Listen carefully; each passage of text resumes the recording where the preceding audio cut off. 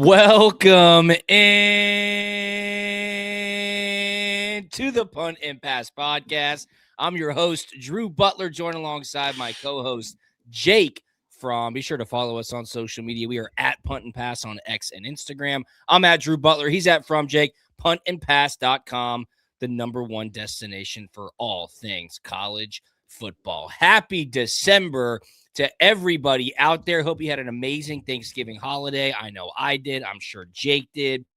It was jam-packed. Tons of football, a bunch of food, friends, family. It's the best. It always is. The Dawgs beat Georgia Tech 16-9 on Friday for their 8th straight victory in clean old-fashioned hate. That ties the longest streak by either side in the series. Lane Kiffin to LSU. A bunch of other coaching hires have been made. Conference championship weekend on deck. Jake Fromm, I'm so fired up. What's up, man? Dude, what's up? Yeah, it was absolute madness. I feel like the last 24, 36, 48 hours in college football, you know, the season finishing up, all these new coaching hires. So I really can't wait to break it all down because there's a lot coming at you. But man, it's fun. It's getting into the championship season. Bowl season is upon us. Christmas is almost here. Got my Christmas tree today. Yes. It's a great time of the year. It is a great time of the year, and we've talked about it a pretty good bit here throughout this season, but the podcast has been doing great on YouTube. Subscribe to our YouTube channel, Punt and Pass on YouTube, but we're also syndicated on Atlanta News First and Peachtree Sports Network, and it's funny because late night on Thanksgiving, you know, I'm watching the football game, the kids are asleep, I'm stuffed to the gills, you and I have to work on Friday, and Punt and Pass was on at 11:30 on Thanksgiving night. So I turned it on. I'm kind of laughing.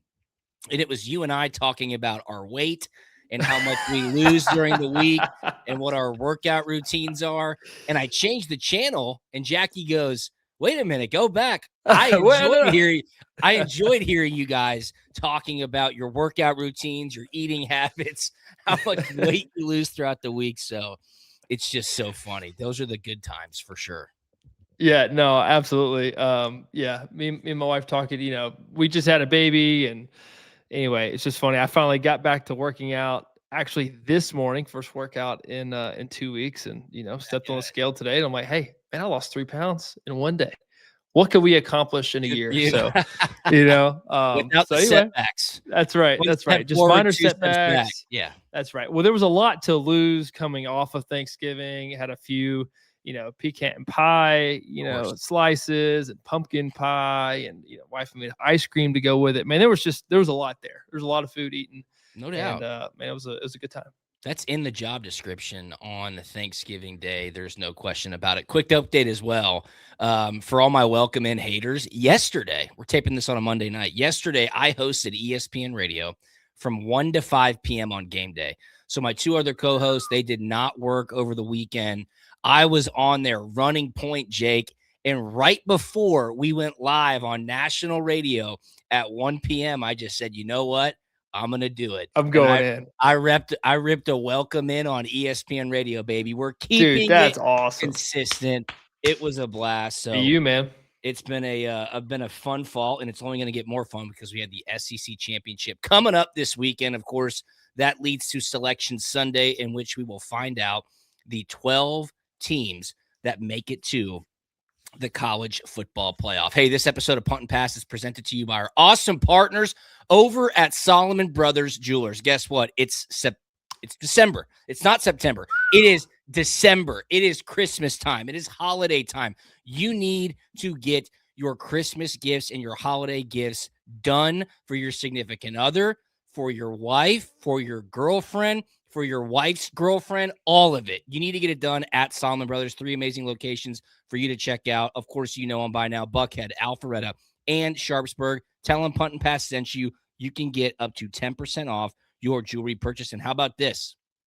We have a special event coming up next week on December the 9th, and we can allow 20 people to win their way in to come and hang out with Jake and I at a Solomon Brothers location. We're going to do a quick little fun podcast on location. They're going to have a bunch of fun stuff set up for you, maybe some special discounts as well. So holler at us on social media at Punt and Pass on X and Instagram. Send us a message. Follow Solomon Brothers as well, at Solomon Brothers, SolomonBrothers.com. The holidays are here, folks. Let's lock in. Make sure you're ready to go. Solomon Brothers is there for you. And today's episode of Punt and Pass is brought to you by Humberto Injury Law. If you've been hurt in an accident and need a team that fights for you like we fight on the field, Humberto Injury Law is here for you. Humberto and his team know what it takes to win, and they'll stand by your side every step of the way. They've won for me. They can win for you. Humberto is mi amigo. He's the #1 personal injury and workers' comp attorney in Atlanta, and he's located in Atlanta. Always available for you. HumbertoInjuryLaw.com or call him today. 770-888-8901. 770-888-8901. That's HumbertoInjuryLaw.com. Wow, so much football over the weekend. I mean, it was like always on the TV. That's the best part of Thanksgiving, Jake. There's no doubt about it. And of course, we got things started early on the weekend. Friday was Georgia against Georgia Tech in Mercedes-Benz Stadium for the Atlanta Gridiron Classic. I think we could have come up with a little bit more of a creative name, but the Dawgs beat the Jackets 16-9 to win their 8th straight game over Georgia Tech. That ties the longest winning streak by either team in the series. Georgia finishes the regular season 11-1, only one loss on the season by 3 points, of course, to Alabama. The Dawgs then on Friday night earned a berth into the SEC championship game. They will play Alabama after Texas A&M lost to Texas late on Friday night. Jake, you and I were there.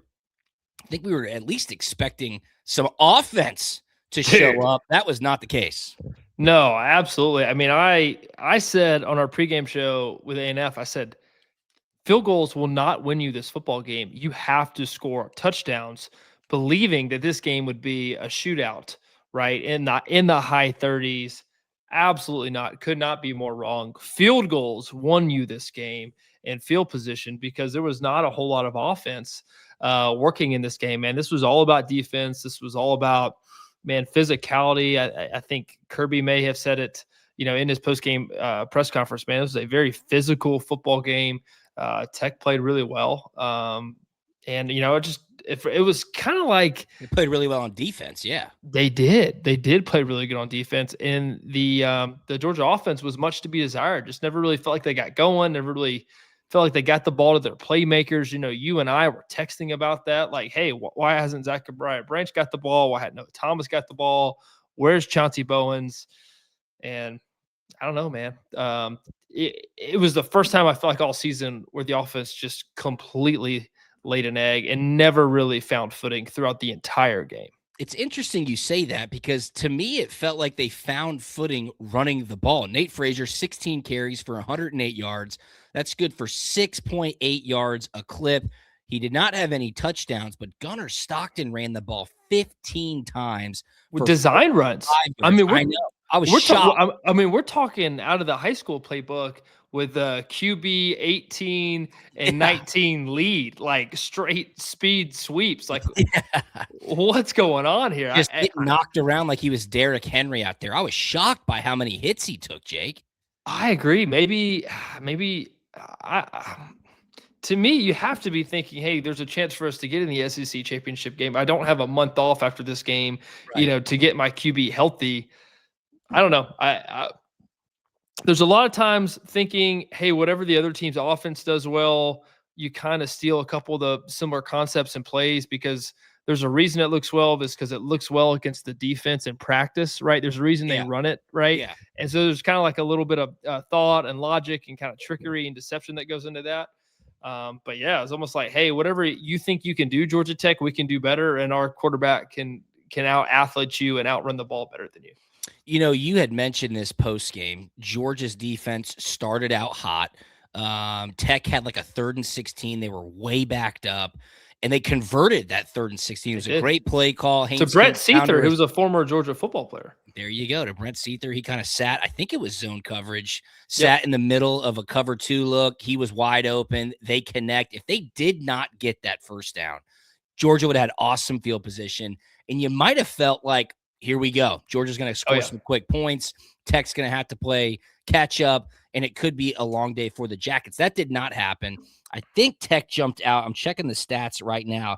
I think Tech jumped out to a 3-0 lead, if I remember correctly. And then Georgia took the ball back. They started running it. But what I'm getting at is this. They were up 3-0 at the end of the first quarter, Georgia Tech was. Yep. If you were inside Mercedes-Benz Stadium, it was a Georgia Tech home game, which is interesting because, man, I'm not even saying this. I literally think it was like 80% Georgia fans in there. Oh, yeah. It was a ton of red and black as expected. But what I'm saying is if you were in the stadium, it never really felt like at any point Georgia was in jeopardy of losing the football game. And I think that might be why the play calling on offense was the way it was. They were just grinding the game out. I don't think they really thought Tech was going to be able to find any footing on offense, and they weren't. They held Tech to 3 field goals. Tech didn't even score a touchdown, the final score being 16-9. Kirby Smart discussed the game afterwards. Here's what he had to say. Awesome atmosphere. Enjoyed getting to play, obviously, in this venue anytime we get to be here. Incredible atmosphere. A lot of credit to both teams. Played hard, man. That was a physical, tough game. And our guys were very resilient during it and found ways. Thought the defense really stepped up today. Shooting the staff did an incredible job putting plans together. And we did what we had to do offensively. And we got to continue to get better. You mentioned the defense. Just what impressed you most on the job they did against such a unique offensive project?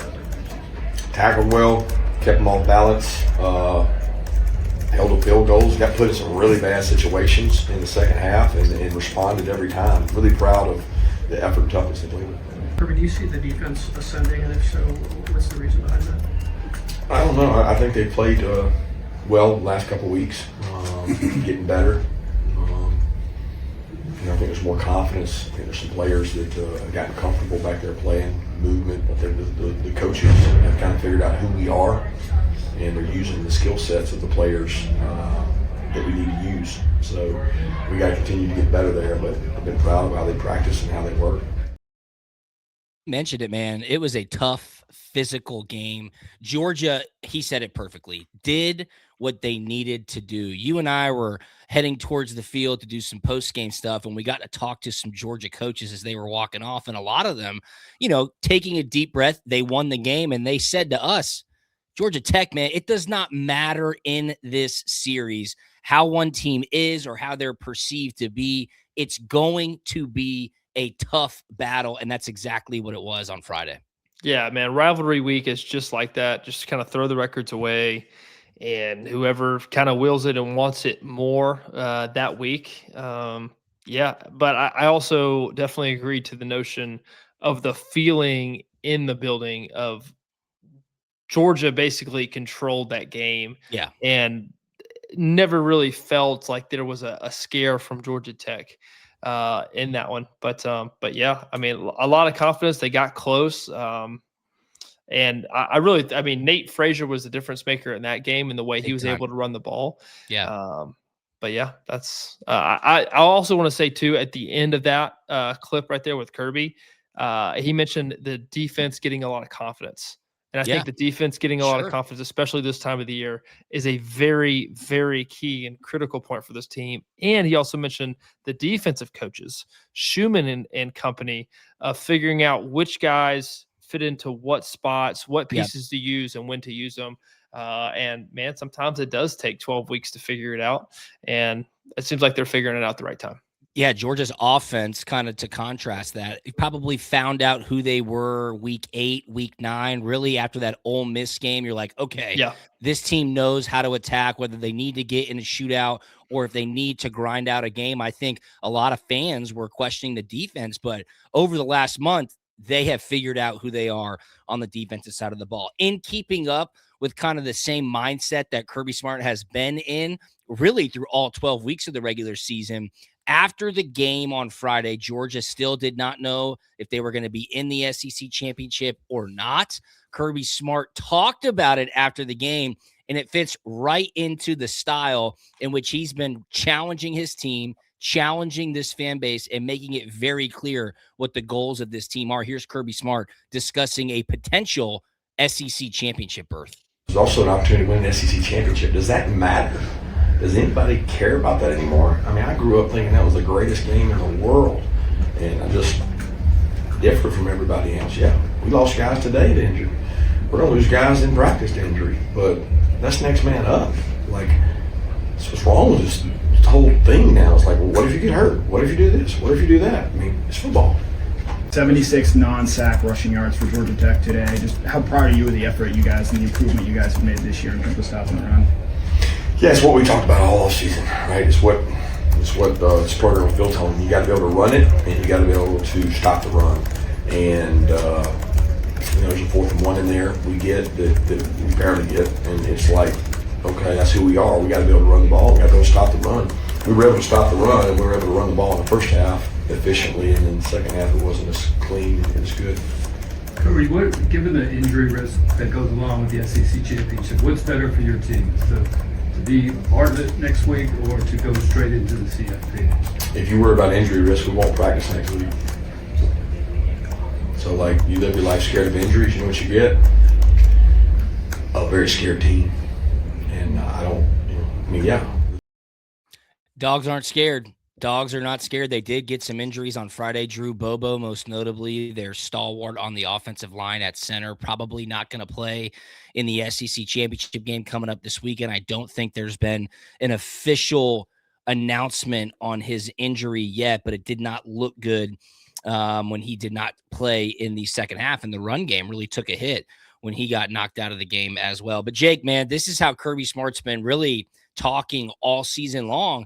He's ready to go. He said, does it even matter anymore in SEC championship? And he was answering it by saying, like, yes, this means a lot to me, but newsflash, it really doesn't matter, which pains me to say so much because when you and I were in school, the SEC championship, man, it was everything because if you didn't win it, you probably weren't going to be going to a postseason game that you had to set your sights on before the season started. Oh yeah, man, absolutely. I mean, it was it was so detrimental. I mean, we obviously won the SEC championship game in 2017, and we got the playoff berth to get into the college football playoff. And then in 2018 and 2019, right, we were in the top 4. We lose that game, and then they kick us out. Right, we're right on the outskirts, man, at ranked number 5, both years in a row, man. And it was devastating, man. The SEC championship game is just like a national championship game, and it is a must-win game. Is it a must-win game for Georgia this week? Absolutely not. They're in the I hate saying it, but it's not. I know. And worst case scenario, I mean, I even hate going through this, but they lose, they bump back to number 5, and they host a home playoff game. They host the ACC champion 8-5 Duke, and get to boat race those guys at home, or Tulane, without their head coach, and and then they're right back where they would have been, right? So I don't know, man. It's tough, but I think win the game that you're in, and there's something very proud about winning a SEC championship game. You are in the history books in Georgia football legacy forever. And I still do think it means something, but unfortunately with how the college football playoff committee has structured the postseason now, conference championship weekend has just lost its luster. There's no question about it. Georgia has played very consistent football over the entire season. Kirby Smart on Monday, he was asked about what the keys to Georgia's consistency have been. Here's Coach Smart at his Monday press conference. On a similar note, you mentioned consistency a lot. What are some things that you've done to instill in this program that allow you guys to be that consistently excellent? Things like Jonas Jennings being part of our staff since I've been here, Scott Sinclair, Glenn Schumann, Trey Scott. They're pillars in this building. They believe in the core values of the head coach. They help push those. I think reinventing yourself as much as you can every year and trying to be a good teacher creates consistency. I think the player buy-in and the players we select to be part of our program, that's the only way you're going to be consistent is not be afraid to make tough decisions. And we've talked about, qualities of great leaders require you to make tough decisions. Yeah, I mean, he gives a lot of credit to the other people in the building and the types of players that they brought in to the Georgia football program. I think it speaks volumes when you have your head coach giving credit to those types of guys, a Jonas Jennings, a Glenn Schumann, a Trey Scott, Sinclair, Come on, who has baby. developed guys in this program for such a long time now. I would not say he is an unsung hero because Coach Sinclair is one of the best in the country. There's no doubt about it. And with that being said, Jake, the consistency due to the people that are in the building, Georgia has gone about this season specifically week by week. Kirby Smart now heading into SEC championship week. He said, guess what, man? We play championship games every single week. Here's Kirby on Monday. Coach, obviously you've been in a lot of these championship type moments since you were a coordinator. Because how does experience going into a championship like atmosphere, championship like football game, how does that impact your preparation? How much have you kind of learned over the years about, how many random things that can decide these games that you have to prepare for? How has that kind of shaped your process? Yeah, it doesn't change game to game. I mean, championship game is no different than the game that gets you to the championship game, right? We've been playing championship games every week, in my opinion. So, what wins football games doesn't change. Good players win football games. Not turning the ball over wins football games. Being explosive wins football games, and that will not change in this game. I mean, the turnover margin of the last game was a factor. Explosive plays of the last game was a factor. There'll be factors in this one. There'll be factors in the next one after this one. So that doesn't change, and I don't, if anything, the experiences you learn from playing in this are more about, time management with sign and date going on, practice management with the load your players got, this extra week in the season. That's what we try to lean on from an experience standpoint. I love it, Jake. I mean, he's making no bones about it. We go about our season week to week. We try to do the things every single week, regardless of the opponent, that are going to give us the best chance to win football games. And now Georgia is going to be playing Alabama inside Mercedes-Benz Stadium, where they've never beat Alabama, for the SEC championship, which they've never done against Alabama. So an opportunity to kind of shake the boogeyman once more. Kirby Smart 0-2 versus Kalen DeBoer. Yeah, man. Absolutely. So, man, it's something that got me completely unrelated onto the topic, but Kirby mentioned about signing day coming up like this week. Man, it is Crazy. just still bonkers to me about the scheduling of events and the way they have everything just scheduled and in place. I mean, coaches should be focused about winning a conference championship right now, and they have to, especially concern themselves. Hey, is another team in the conference not playing for this championship game going to come in last minute and offer my guy more money at the last second? I mean, it's just absolutely bonkers. But absolutely, man, week in and week out in the SEC, and it's proven, right? You had Texas beat Texas A&M last week. It doesn't matter who, what, when, where. Man, these games are very tough and physical games, and you have to be on your point, man. When I was a player under Kirby, he made it a point to the practices leading up to the games where we played, App State or Samford or UMass, for that matter, Austin P. Man, they were just as important, with down to every last detail, as it was playing against Alabama for an SEC championship game. Man, I think there's a key to the consistency in the approach week in and week out. Man, that way you never have to go up or down. Man, you're steady Eddie, and you only have one mode, and that's go. Love it.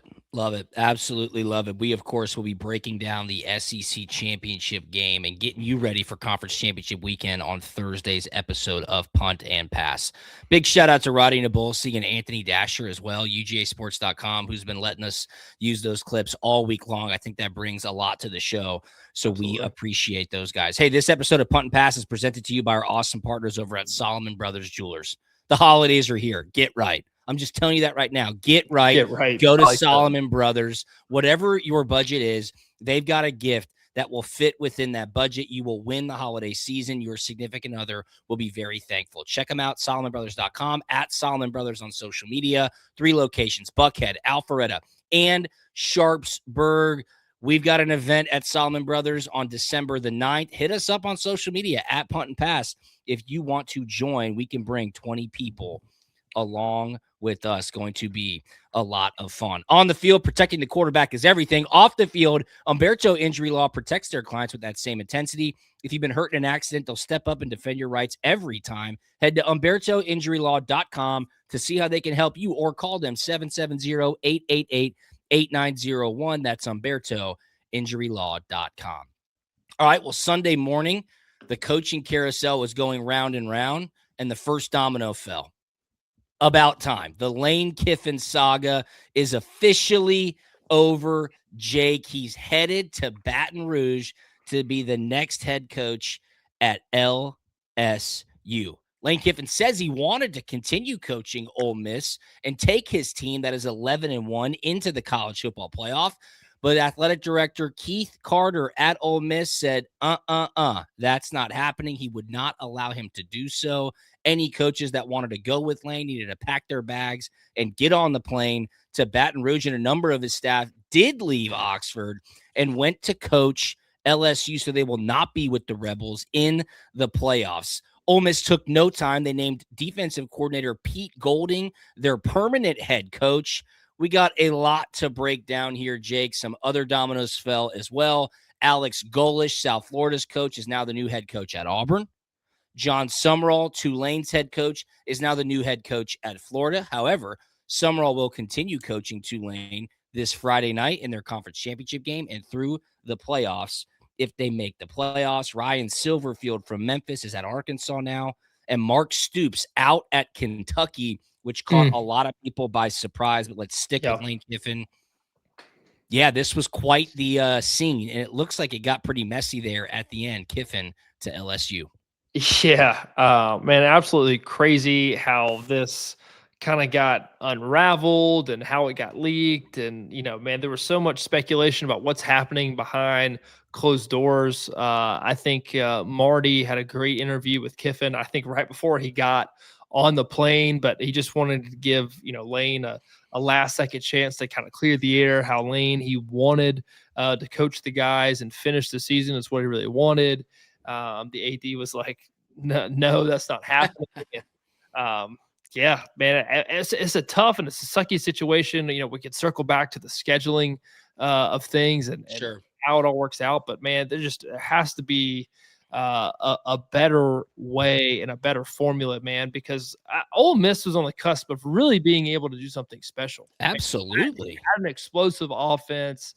Man, the defense, we're very close to figuring it out, man. A couple turnovers, the right, spot in the playoff bracket, and they could win a national championship, which they haven't done since 1960, I believe. I mean, and like, you can't blame Lane.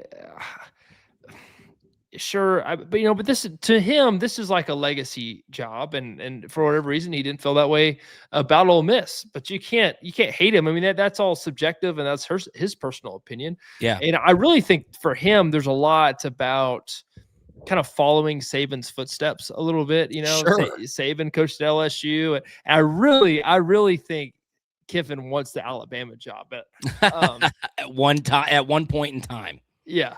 Right. But, for him, it's probably Bama 1 and LSU 2. And that's just the way it is, for him. But yeah, I mean, the reason he left, obviously because he got the job, and 2, man, he's trying to get ahead in this recruiting cycle. And if he can get a few last minute flips on signing day, man, that is a big deal and a big advantage that Coach Sumrall there at Tulane, right? He's not really going to have that opportunity to do that really at Florida, because he's in the middle of coaching and trying to make a run here in the college football playoff. So do you agree? Lane Kiffin, by the way, 7-year deal, $91 million at LSU. That's $13 million a year, which puts him right at the top of all coaches' salaries in the country. I'm hard pressed to believe that Ole Miss didn't offer him the exact same thing. He, of course, said thanks, but no thanks.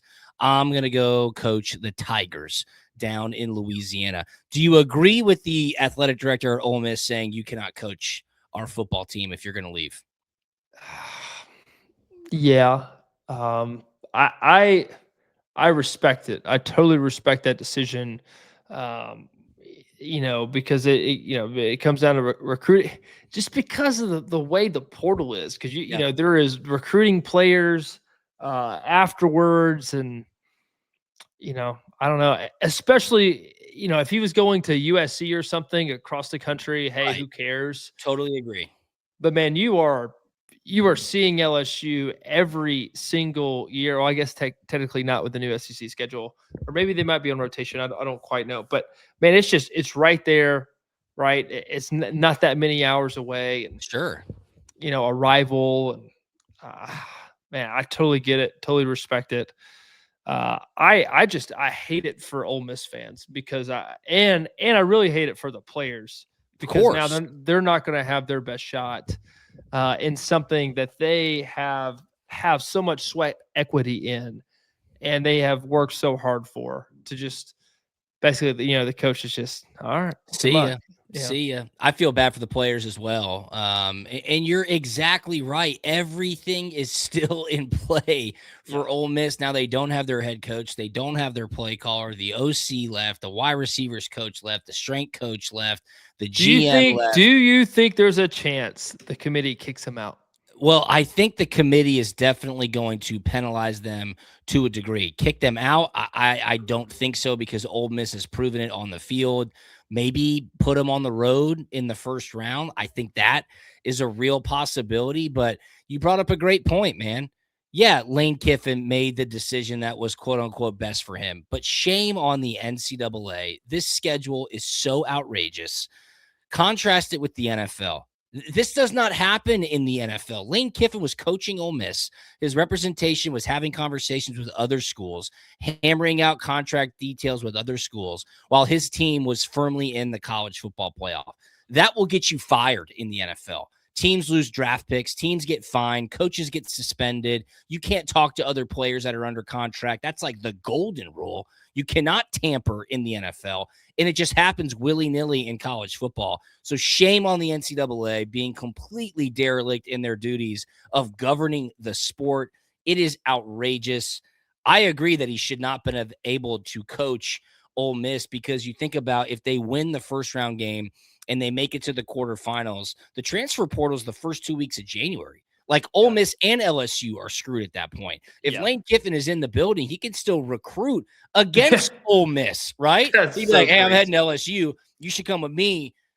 Talk to coaches. I mean, he could pilfer that place if he was able to stay in Oxford, of course, which is not what's happening. So it's really unfortunate for the players. I hate it for them, but maybe they've got some extra juice.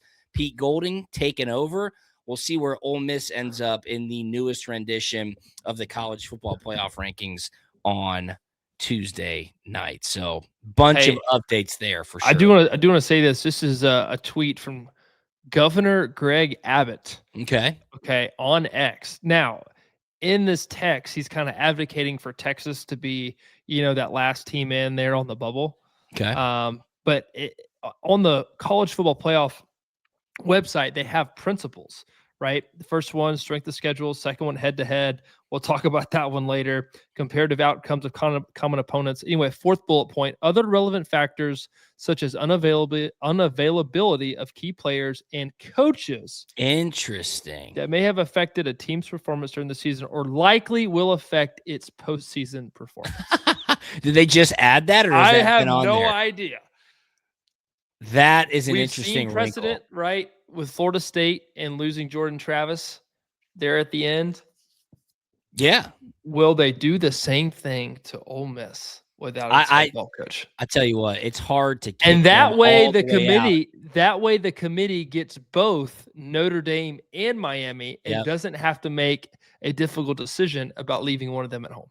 Oh, you're exactly right. They're going to show their cards on Tuesday for sure. I think Ole Miss is right in that 6-7 range. I mean, if they bounce them 5 spots because their coach isn't there anymore. Did you just say 6-7? I did. I will not do what Hunter Yurachek, the college football playoff committee chairman, did. Dude, that's so. What are we doing? That was the dumbest thing I've ever seen. Straight up. That was the dumbest thing I've ever seen. How old are we? It's so unprofessional and just so stupid. What What are doing? they doing? It's absolutely crazy. Let's do a quick little roundup on what happened Cool. throughout rivalry week. We don't have to talk about it much, but Ohio State finally gets over the hump against Michigan. They had lost 4 straight to Michigan. No more. They beat the Wolverines 27-9. Since Ohio State's loss to Michigan a year ago, I believe they've won 15 or 16 straight games, Jake. Dang. And in those 15 or 16 straight games against the spread, they're like 14-1-1. Really? They're winning. They're And winning covering. big. They're taking no prisoners. Ohio State on a roll. They are the number I one don't. team in the I nation. don't think that was a touchdown by Jeremiah Smith. No, neither do I. That was insane. He didn't have the That was ball. not a It should have been a touchback. Should have I been a touchback. totally agree. Yeah. Absolutely should have been a touchback. You think that might have continued to swing the momentum in Michigan's favor if they did not score there and Michigan got the ball. Vanderbilt whooped up on Tennessee 45-24. They outscored them 24-3 in the second half. Is Diego Pavia going to win the Heisman Trophy? Man, I was watching this game. I was grilling on the back porch. It was a tight ball game. I'm like, man, this is so exciting. This is college football right here. Anyway, we eat supper, come back to the game, and Vanderbilt's blowing them out the second half. took care Man, of what business. happened? What did I miss? Diego Pavia, man. I don't know, man. You're making a great argument. Somebody has to be the Heisman, and whoever it is, especially at the quarterback position, will not have the numbers that previous quarterback Heismans have had in years past. I think we should go back and retroactively give the Heisman Award to Ashton Genty, who should have gotten it last year. You know who else should have won the Heisman? Deshaun Watson. Deshaun Watson had like an incredible season. I think that's the year he lost it to Lamar Jackson. I want to say, if that serves my memory correct, I'd have to check that up. But right now at Bet Online, the Heisman odds are so. Fernando Mendoza at Indiana plus 135 leading the way. He's tied with Julian Sayin, the quarterback at Ohio State. He's priced at plus 135 as well. Diego Pavia right behind him, plus 275. And then Jeremiah Love, Notre Dame's running back, 25-1. So those will probably be the 4 invitees to the Heisman Trophy ceremony. I think that comes out later this week. Texas beats Texas A&M 27-17 on Friday night. Texas A&M no longer going to the SEC championship game. They're definitely in the college football playoff. Does Texas have a chance to make the playoff with 3 losses? No, they don't. I mean, you got Miami, Vandy, Notre Dame. Gosh, there's one more 2-loss team that's on the cusp. You know, you can make the argument that, hey, if Texas didn't schedule Ohio State and just played another group of 6 team, or, Yeah, whoever. that is their argument. Sarkisian's out there crying, saying, well, at least we're tough enough to go play Ohio State. The only thing I agree with him on is that if they didn't schedule Ohio State and they won whoever they played, they'd only have 2 losses, and Texas would be firmly in the college football playoff after beating 3rd-ranked Texas A&M. But guess what? You lost to Ohio State. Oh, yeah, and you also lost to Florida, who stinks. Florida beat Long Island, Mississippi State, Texas, and Florida State. Like, that's their win. That's a horrible loss.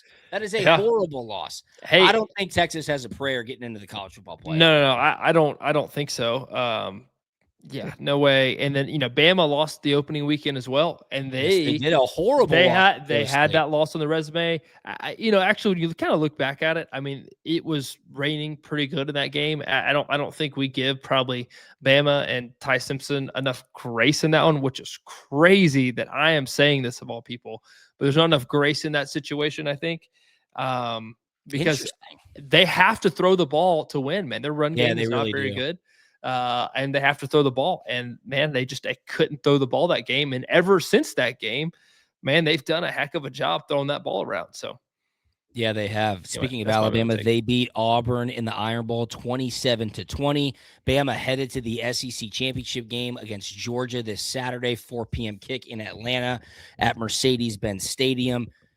What's up with Bama? If Georgia beats them and they have 3 losses, will they be in the college football playoff? The committee has tried to make it clear we don't want to penalize teams that make it to their conference championship game. However, If it's not a good game for Bama and Georgia does take care of business, which I'm hard-pressed to think that that's a real possibility. I'm talking Georgia beating them by, 3 touchdowns or something. Is Alabama going to make the college football playoff if they have 3 losses? Dude, I think they're in, man. It's Regardless. Bama. Dude, they're in. I don't think they want to do that to them. And I think if you look at their body of work, they are the top spot in the SEC, right? Yeah. I mean, they are the number They're the one seed. seed. They're the home team. You're exactly right. In the SEC. And they've earned that right. I think the committee doesn't want to kick them out for that, even though they will have 3 losses. I don't know. I know they won't. There's no reason to sit here and argue it. It's going to be interesting. If Georgia loses, of course, they'll still go. They'll have 2 losses to the same team in the same season, which would just be totally bizarre. What if they lose again by 3 points? And they've got 2 losses to the same team by 3 points each. That is a very real possibility. It is a real possibility. You're sitting there going like, where would Georgia go? You probably bump them back to 5, and then Alabama would have to jump them, of course, because both of them would have 2 losses. But Alabama would have 2 wins over a team with 2 losses, which would be just absolutely insane. I think this Sunday for the College Football Playoff Committee, Jake, is the worst case scenario for them.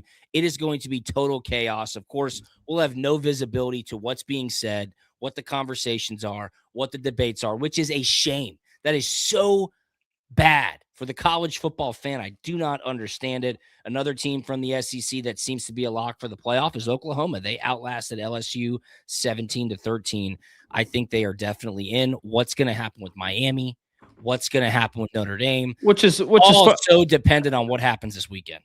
Going back to the college football playoff principles, notes that I read off earlier, first one is head to head, right? And you have Oklahoma ranked ahead of Alabama, but we don't have Miami with the same record, not ranked ahead of Notre Dame. And Miami beat Notre Dame. And when you look at their common opponents, Miami beat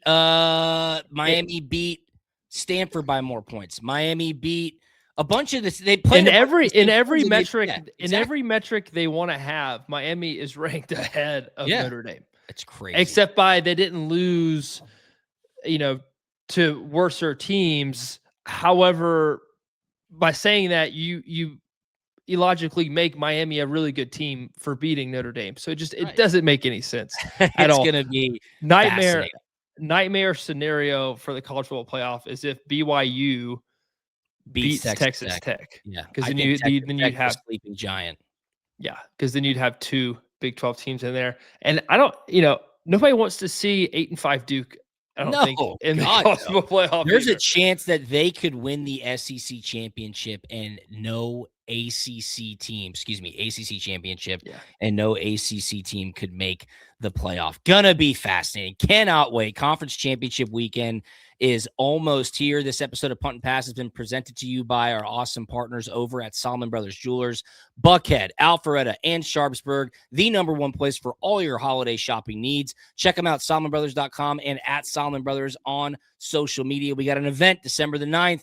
Come holler at me and Jake. Slide into our social media to see if you can come join us. That's SolomonBrothers.com. And remember, Humberto Injury Law is your first call when accidents happen. Don't wait. Visit HumbertoInjuryLaw.com today. Humberto Injury Law, protecting people, fighting for justice, winning results.